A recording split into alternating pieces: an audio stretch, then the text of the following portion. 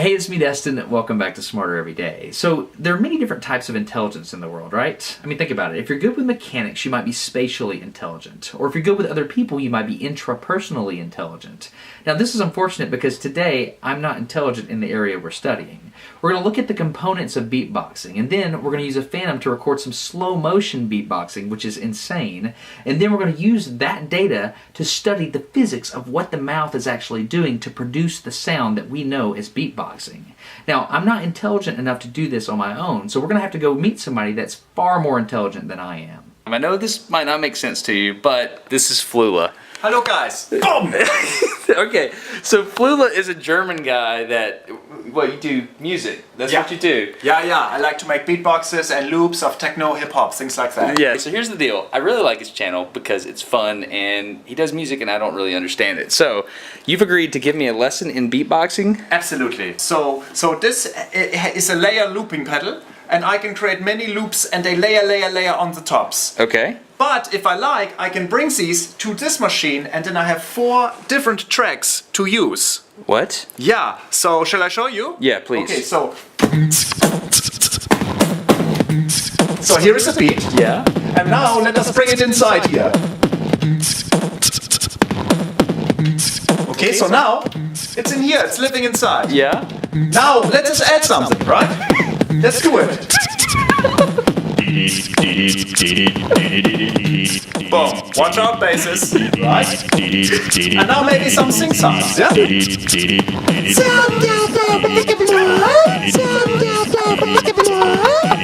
Right? Yeah, okay. I get it. For me, many beatboxers have different things. For me, 3 things. Okay. There's a bass. Okay. Like that. Yeah. And then you have like the snare, like with the sticks, the snare drum. Like snare drum. Snare. Yeah, snare. So, and I like that. Other people may go, That's your snare drum? That's my snare. Okay. Alright, go ahead. So, and then of course you the hi-hats, Got it. Yeah, so put together. Yep. Yeah.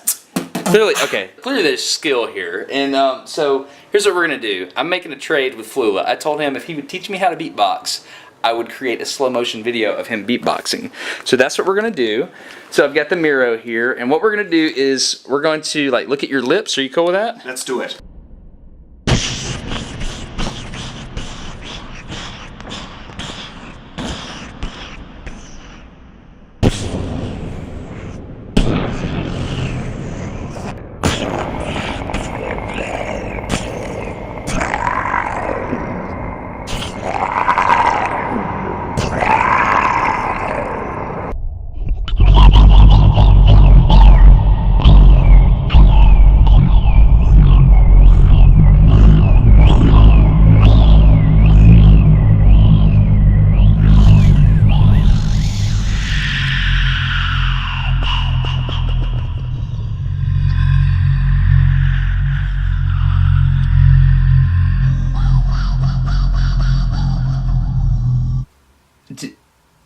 Did you...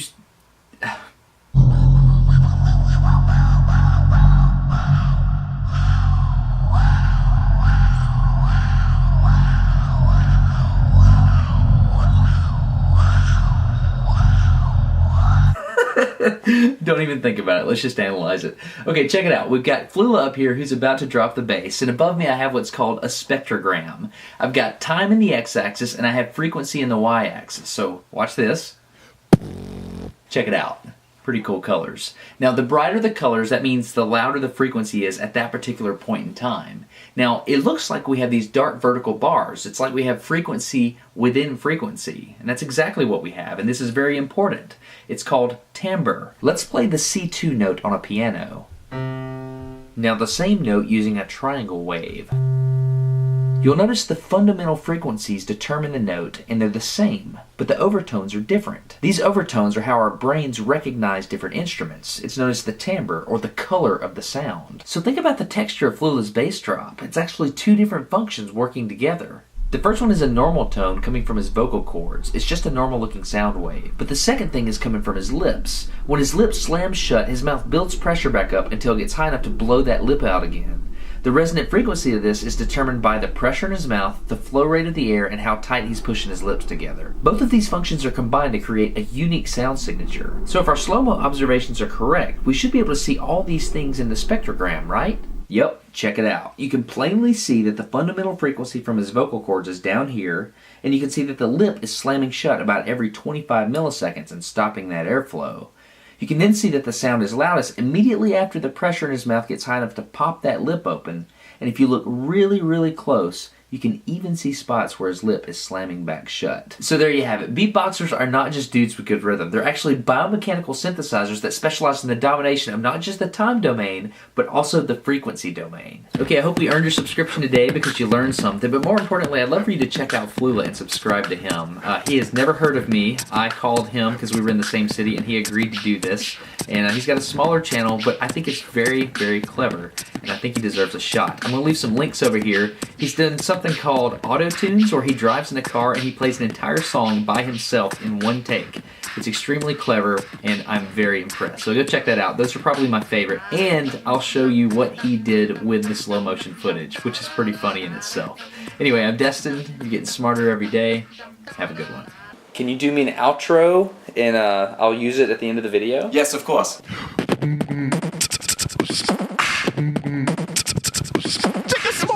Every day.